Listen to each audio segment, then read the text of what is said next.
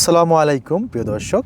আজকে আমরা নতুন একটি কান্ট্রি নিয়ে আসলাম আপনাদের মাঝে, ইউরোপ কান্ট্রি এস্তোনিয়া। অনেকে জানেন না, বাংলাদেশ থেকে অনেক ভালো ভিসা ইস্যু হচ্ছে, অনেকে আসতেছে বাংলাদেশ থেকে। বাংলাদেশের মতো একটি দেশ, ছোটোমোটো একটি দেশ বাংলাদেশের মতো, কিন্তু লোক সংখ্যা অনেক কম বাংলাদেশের তুলনায়। বাংলাদেশ যেরকম 18 কোটি 20 কোটির লোক, এখানে কিন্তু 14-15 লাখ লোক বাস করে। সো সেই হিসাবে আপনাদের জন্য এস্তোনিয়া হতে পারে একটি সুন্দর একটি কান্ট্রি, যেখানে আপনি আসতে পারেন, মুভ হতে পারেন এবং মাইগ্রেট করে আপনি ধরেন স্থায়ী হতে পারেন। সেটেলমেন্টের ক্ষেত্রে আপনাদের জন্য এস্তোনিয়া হতে পারে সুন্দর একটি মাধ্যম। আজকে আমরা জানবো এস্তোনিয়াতে কীভাবে আসবেন, কত টাকা স্যালারি এবং কীভাবে ভিসা কেমন হচ্ছে, বাংলাদেশ থেকে কীভাবে আসা যায় সহজে, সেই বিষয়ে জানবো। স্টুডেন্ট ভিসা, টুরিস্ট ভিসা, এই কোন ভিসা আপনাদের জন্য সবথেকে ভালো হবে এবং ডকুমেন্ট কী কী প্রয়োজন হয়। সো প্রিয় দর্শক, আজকে আমার সাথে আছেন মিস্টার আজিজুল ইসলাম। এনার কাছ থেকে জানবো আমরা সেই বিষয়ে, এস্তোনিয়াতে কীভাবে ভিসা রেশিও হচ্ছে, কতজন শতকরা কত পার্সেন্ট ভিসা হচ্ছে বাংলাদেশ থেকে। আসসালামু আলাইকুম। বাংলাদেশ থেকে আমি আজকে এস্তোনিয়া সম্বন্ধে বলব। বাংলাদেশ থেকে আমাদের যারা পারমিটে বা ভিজিট ভিসা আছেন তাদের উদ্দেশ্যে আমি বলবো যে আপনারা যদি পারমিটে আসেন, পারমিটে আসলে এস্তোনিয়ার দেশটা অনেক ভালো, কাজও অনেক বেশি।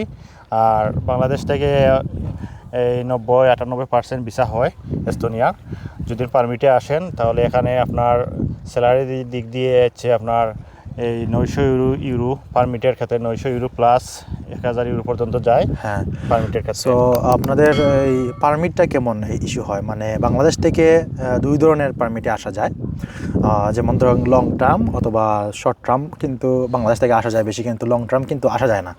সো 1 বছরের ভিসার জন্য আসলে আপনি বাংলাদেশ থেকে জার্মানি এম্বাসি থেকে অ্যাপ্লাই করে আপনি 1 বছরের জন্য আসতে পারবেন। যদি আপনি পারমিটে আসেন এই 1 বছরের জন্য, তাহলে বাংলাদেশের জার্মানি এম্বাসি থেকে আপনি পারমিটটা পাবেন। আর যদি লং টাইম ভিসার পারমিটের জন্য আসতে চান, আপনাকে দিল্লি যেতে হবে, সেখানে এম্বাসি ফেস করতে হবে। ইন্ডিয়া থেকে আপনার পারমিশন নিয়ে তারপর আসতে হবে এম্বাসি থেকে। সো এস্তোনিয়াতে স্যালারি আপনার 900 ইউরোর মতো মোটামুটি, ঠিক আছে? 900 ইউরো প্লাস। স্টুডেন্ট ভিসায় আসলে এস্তোনিয়াতে কেমন হবে এবং কাজ করা যাবে কিনা? এস্তোনিয়া যদি আপনারা স্টুডেন্ট ভিসায় আসেন, তাহলে এখানে আপনার এই 4 থেকে 5 বছর মুভ থাকতে হবে, স্টে করতে হবে। করার পর আপনারা কাজ পাবেন, লেখা স্টাডি করার পাশাপাশি কাজ করতে পারবেন এবং স্যালারি দিক দিয়েও ভালো আছে। আপনার 900 প্লাস ইউরো করতে পারবেন এবং পরবর্তীতে আপনার 5 বছর পর আপনি পার্মানেন্টের জন্য অ্যাপ্লাই করতে পারবেন স্টুডেন্ট ভিসায় আসলে। তার মানে আপনি বলতে চাচ্ছেন যে এই যে 5 বছর স্টাডি করার পরে, আপনার সেশন টেস্ট করার পরে আপনি চাইলে ওখানেও জব করে ইনশাল্লাহ সেটেল হতে পারবেন স্টুডেন্ট ভিসায় আসলে। কিন্তু ট্যুরিস্ট ভিসার ক্ষেত্রে একটু ভিন্ন। টুরিস্ট ভিসার ক্ষেত্রে আপনার বিভিন্ন আছে। এটা টুরিস্ট ভিসা যদি আপনি এস্তোনিয়া মুভ করেন, তাহলে আপনি 90 দিনের বা 15 দিন থেকে শুরু করে 90 দিন পর্যন্ত ভিসা আছে। করার পর এটাতে আপনি এখানে পার্মানেন্ট হতে পারবেন না।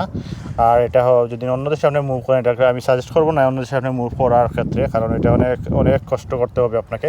সো এস্তোনিয়া যদি আসেন পারমিটের এই ভিজিটের ক্ষেত্রে, আপনি এখানে পার্মানেন্ট হতে পারবেন না। সো এস্তোনিয়াতে যদি আপনি ওয়ার্ক পারমিটে আসেন, তাহলে কত টাকার মতো খরচ হতে পারে? এস্তোনিয়া যদি আপনি নিজে অ্যাপ্লাই করেন, তাহলে আপনার 1,00,000, 2 লাখ বা 3 লাখের মতো হবে। আর যদি এস্তোনিয়াতে আর যদি আপনি সলিসিটারের মাধ্যমে করান, তাহলে আপনার 7-8-10 লাখের মতো আপনার চলে যাবে। মানে বিভিন্ন এম্বাসি থেকে আসলে এস্তোনিয়া, যেহেতু আপনার লোকসংখ্যা অনেক কম এবং আপনার এস্তোনিয়াতে এখন ভিসা অনেক ভালো হচ্ছে, সেহেতু আপনার এখনকার পরিবেশ অনুযায়ী আপনি যদি আসেন, তাহলে বিভিন্ন এজেন্সি আপনার কাছ থেকে বিভিন্ন টাকা দাবি করতে পারে, বিভিন্ন অ্যামাউন্টের টাকা। সো আপনি 7-8 লাখ একটা অ্যামাউন্ট আমি আপনার কাছে দিচ্ছি। 7-8 লাখ এর মধ্যে আপনি এজেন্সির সাথে কন্ট্যাক্ট করে আপনি করতে পারেন ওয়ার্ক পারমিট। আর যদি আপনার কাছে দাবি করে এখন খুব 12-14 লাখ টাকার মতো দাবি করে আপনার বিভিন্ন এজেন্সি, সেই বিষয়ে আপনি একটু কন্ট্যাক্ট করে ভালো করে ডিসিশন নেবেন। আপনার ডিসিশন আপনি নেবেন। সো এখন আপনি যদি চিন্তা করেন যে ভিজিট ভিসায় আসে অন্য কান্ট্রিতে মুভ করবেন, সেই বিষয়ে আপনি কিছু বলবেন? যদি ভিজিট ভিসায় আপনার এস্তোনিয়া আসেন, আসার পর অবশ্যই এস্তোনিয়ার ভিজিটের ক্ষেত্রে আপনি রিটার্ন টিকিট এস্তোনিয়ার করবেন। করার পর আসেন, যদি আপনি এস্তোনিয়া আসার পর 1 দিন 2 দিন স্টে করার পর যদি আপনি থাকতে চান না, তাহলে ওইটা আপনি অন্য দেশে মুভ করতে পারবেন, যেন পর্তুগাল আছে, স্পেন আছে, ওইটার সুযোগ সুবিধা অনেক ভালো। কিন্তু স্পেনে আপনার যে কোনো ভিসায় যান আপনি লিগেল হতে পারবেন, কিন্তু পর্তুগালে পারবেন না। সো অন্য দেশে মুভ করতে পারবেন, এটা কোনো সমস্যা নাই। পরে কিন্তু আপনি লিগেল হতে হলে অনেক মানে কষ্ট আপনাকে সহ্য করতে হবে, অনেক ধৈর্য ধরতে হবে, অনেক সময়, অনেক দিনের জন্য আপনি পার্মানেন্ট হতে হলে। তো শুনলাম এই আপনি যদি বিভিন্ন অনলাইনের মাধ্যমে বিভিন্ন এজেন্সি আছে এস্তোনিয়াতে, ওই এস্তোনিয়ার সাথে কন্ট্যাক্ট করলে আপনি কভার লেটার এবং সিভি শো করলে আপনার ভিসা, এই বিষয়ে কিছু বলবেন কিনা? যদি আপনি মানে দক্ষ হয়ে থাকেন তাহলে আপনি কভার লেটার আর সিভি যদি আপনি ঠিকমতো রেডি করতে পারেন, পরবর্তীতে আপনি এবং ওই যে আপনার যে বিষয়ে আপনি বেশি দক্ষ, আইটি সেক্টরে অথবা বিভিন্ন সেক্টরে আপনি যে বিষয়ে দক্ষ বেশি, সেই বিষয়ে ডকুমেন্ট সহ আপনি যদি শো করতে পারেন এবং তাহলে ব্যাংক স্টেটমেন্টও লাগবে। এখানে স্টুডেন্ট বলেন, পারমিটের ক্ষেত্রে বলেন, সব ক্ষেত্রে ভিজিটার সব ক্ষেত্রে এখন ব্যাংক স্টেটমেন্ট লাগে। আর এবং কভার লেটার আর যদি সিবি আপনার যদি খুব ভালো হয় মানে স্ট্রং হয় তাহলে আপনার পারমিটটা পেতে খুব ইজি হয়ে যায়। আর আপনি নিজে যে যদি করে ওইটা যদি সাবমিট করেন তাহলে আপনার ভিসা খুব দ্রুত হইবে। এবং শুনলাম ওইখানে যে এস্তোনিয়াতে যে এজেন্সিগুলো আছে, যে বাংলাদেশ থেকে যে লোক যাবে অথবা বিভিন্ন দেশ থেকে লোক যাবে ওখানে, সেই এজেন্সিগুলো কিন্তু আপনার কাছে কোনো ফিস চার্জ করে না। না, ওইটা করে না। বাট যদি আমরা বাংলাদেশ থেকে করেন তাহলে তো ওইটা আপনার অন্য সিস্টেম, বাট এস্তোনিয়ার সিস্টেমটা হচ্ছে আলাদা।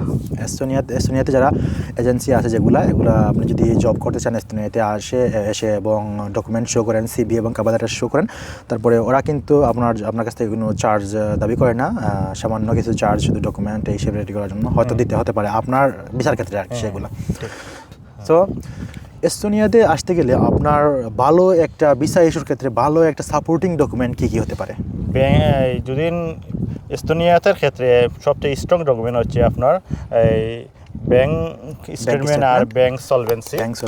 এটা হচ্ছে আপনার কভার লেটার, সিভি আর সার্টিফিকেটগুলো, এই সার্টিফিকেট আপনার এডুকেশন সার্টিফিকেট, যদি আপনার এডুকেশন ভালো হয় আপনার বলে বিভিন্ন ডিপ্লোমা থাকে, ডিপ্লোমা এগুলো আপনি ইস্যু করলে ভিসাটা পাওয়ার মানে 99 বা 98% ভিসা হওয়ার সম্ভাবনা আছে। সো প্রিয় দর্শক, আজকে আমরা জানলাম এস্তোনিয়াতে কীভাবে আসবেন এবং কেমন সিস্টেমটা কেমন। বিস্তারিত ভিডিও অবশ্যই এই বিষয়ে তৈরি করব আপনার বিভিন্ন স্টেপ বাই স্টেপ। যদি আমি এই ভিডিওতে বলতে চাই তাহলে ভিডিওটি অনেক লম্বা হয়ে যাবে। তো আমার সাথে থাকবেন, আমার চ্যানেলটি সাবস্ক্রাইব করে রাখবেন। তো দেখা হচ্ছে পরবর্তী নেক্সট ভিডিওতে। সেই পর্যন্ত ভালো থাকেন, সুস্থ থাকেন, আল্লাহ হাফিজ। ওকে, আল্লাহ হাফিজ।